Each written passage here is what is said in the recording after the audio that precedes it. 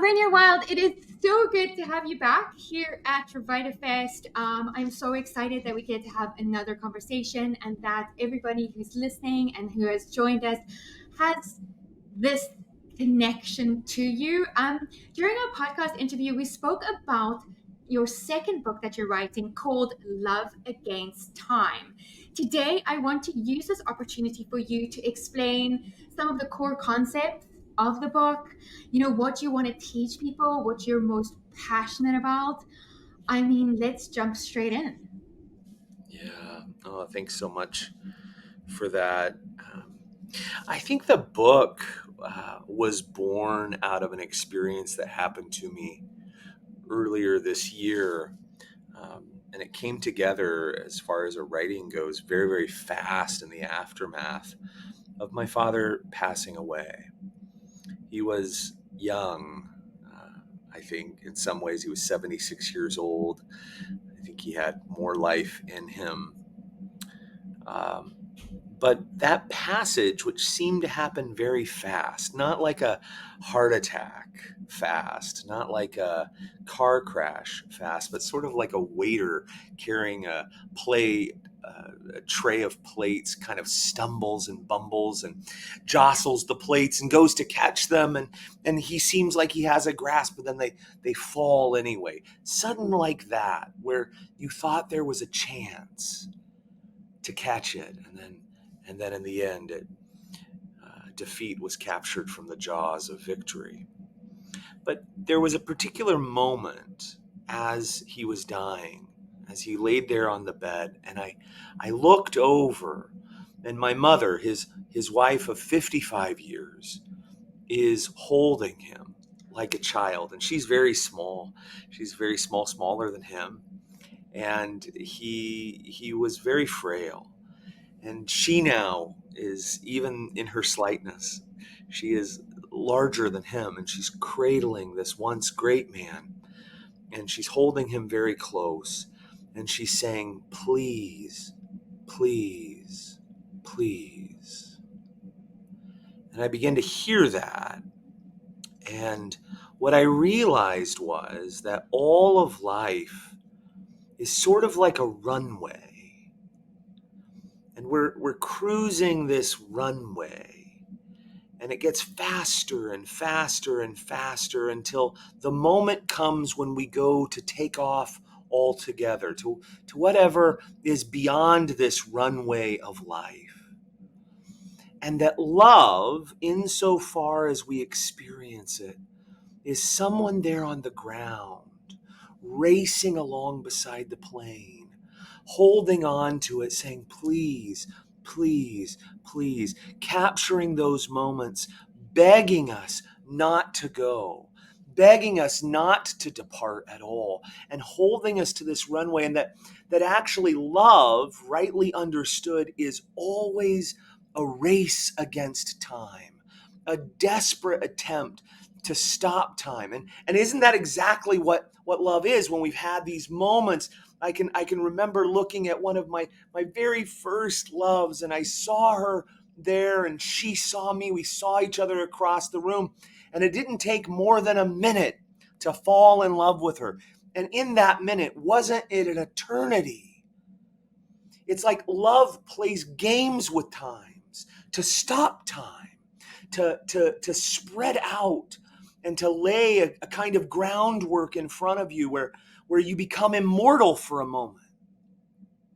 Love is always inviting us to relinquish our hold on time. And I think what's so interesting is that death and divorce, they claim everyone. We don't think that, but in that moment, as I was looking at my parents, I realized they made it. Oh my God, they made it. And how many couples would say, "Oh, isn't this wonderful? We really want to last a lifetime." But that's the thing, that even the greatest success stories of the greatest lovers are still tragedies.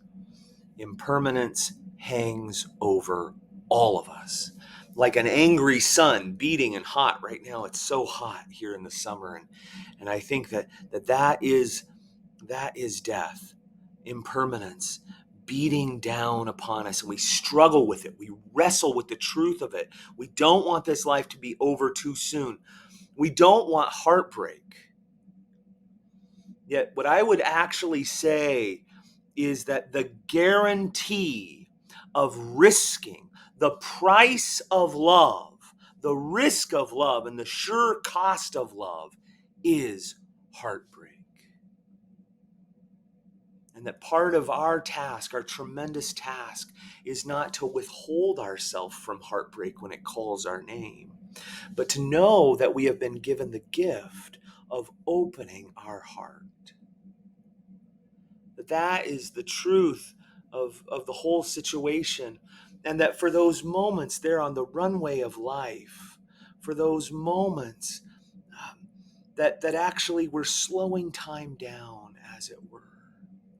I think it's so easy to talk about love in like this multi-galactic, ethereal, blissed out, cosmic way. But I don't think that's very real. I don't think that love is a fantasy. I don't think that it's an obsession. I don't think that it's an ideal. The only ideal love is just an idea. I think that kind of love haunts us. I think it hurts us. I think it possesses us. Fantasy love, I think, is just almost always tragic.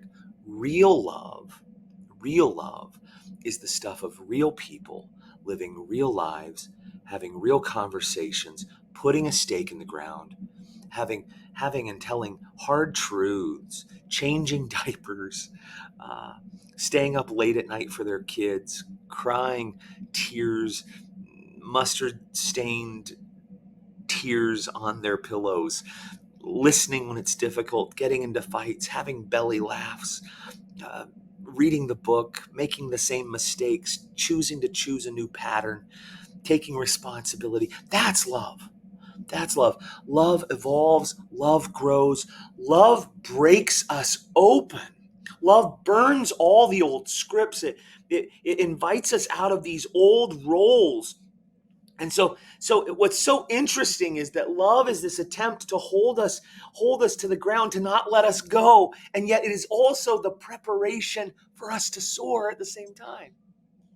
Isn't that so beautiful that the very thing that doesn't want to let us go in the end is the thing that is preparing us to take off? And so I think sometimes we want a lover who checks all the boxes. And I think no, we want a lover who helps us grow out of the boxes. The reality is that love is not a machine. Love grows. And because it's not a machine, it's not everlasting. It's not everlasting. I think love is like a bell, like a clear, ringing bell that pierces the silences of our life. It echoes into every direction. I was just in Spain several weeks ago, and we would wake up often, many of these mornings in these cities in southern Spain and Andalusia, and we would hear the ear-piercing, shattering ring of these bells that would almost make you have a nervous breakdown. They were so loud, and I think they would hammer and echo out in every direction. That's love. That's love. But also, that bell, that clear, loud ringing, ends at a certain point. It's covered over with silence again and awaits to be hammered once more. What I have learned is that it is not a failure that love ends. Just like that bell is not judged by the ending of its ringing, it will be hammered once more someday. But rather, love is judged, it's defined by the passion, by how did we share these moments? How did we honor this connection? Oh my God, what would it be like to fall in love with a person for a night? To allow myself to fall in love for 10 hours? To have the most beautiful connection and to leave that connection knowing something, knowing that I loved you, even in that moment. 10-hour love is still love. That I would love you madly and passionately and recklessly and vibrantly, that I would be joyfully and supremely aware drunken with awareness in your presence, and that we would have this connection, this moment, and that when it's over, we could say, I loved you. I loved you, and it's over now, but I will always love you because you're a part of me. I think that's love, whether it's 10 minutes or 10 hours or 10 years or 100 years. I think when we're young, when we're very young, we think that life is everlasting. I know I did. I didn't expect it would end. And we haven't experienced enough sickness or disease. Over time, the older we get, we start to see our peer group kind of diminish. We start to see it get weeded out. There's fewer and fewer of us who were born that same year, right? And we discover this truth. We want to hide from it. We want to avoid that ever present knowledge that the end is coming because we're terrified of the reality that life is shorter and harder than we imagined.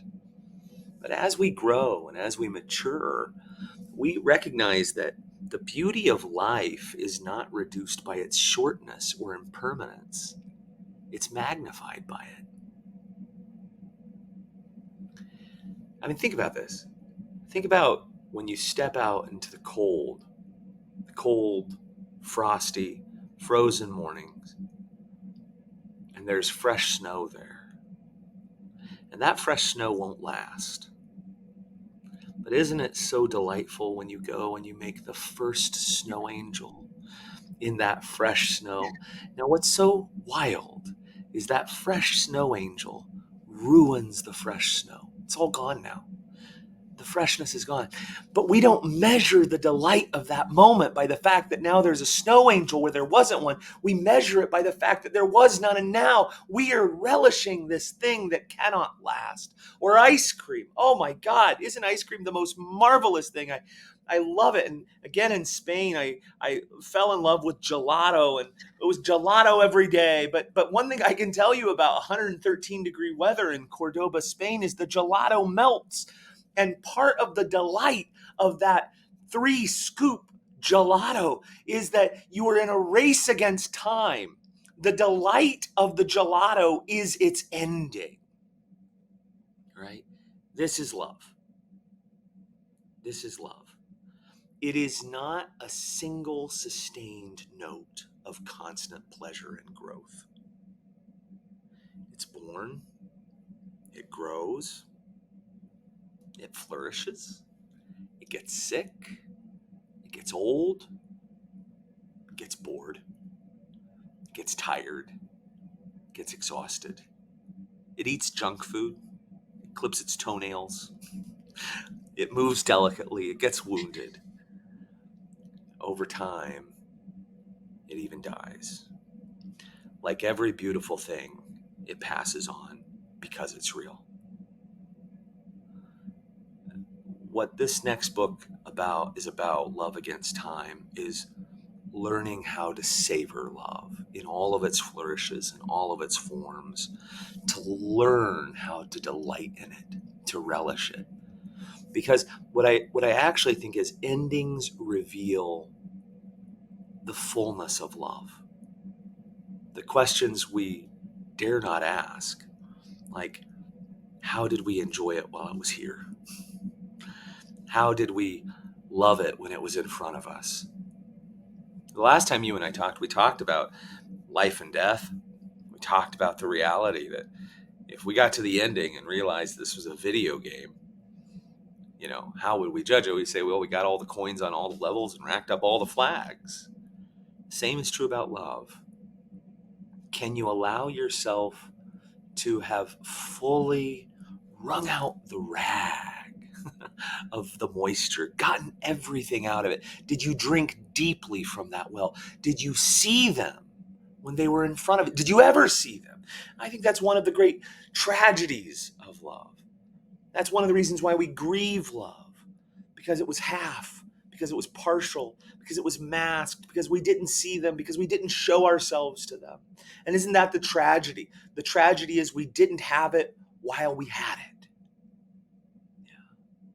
And so what we do is we celebrate love's ending, and we allow ourselves to be brokenhearted by it. We allow ourselves to be brokenhearted by it. Some days I think about the lovers I have known and the lovers that I have been gifted by in turn. What I try to do is I try to think of them on their best days, the days when we looked at one another and where we made those very childish promises like, I will love you forever. The days we knew it would last into eternity. Yeah. I think that's how I choose to remember them. It's like music, even when the lights are off. It's like the ringing of the bell. The bell has stopped ringing, but it's still in your ears. We love not because it's everlasting, but because it ends. Because it is a race against time. Because the hourglass and the sands grow faint within it. Yeah. That's really what it's all about. It's celebrating the gift of impermanence. I think in love, I think in life. Yeah. And that's the great hope. I mean, that is the great hope. That's how we become immortal. We become immortal by fully inhabiting the present moment, by fully imbibing this current experience, not by dragging out our life, not by dragging out this love, not by making this love kind of a weekend at Bernie's, to quote an old 80s movie. It's not like we stitch love up and walking around. There's a lot of lovers who want to prop up a love that's been dead for a long time. Let it go. Let it go. Let it go to the wild open spaces it deserves. Let it be burned away and become ash again. Let it drift away.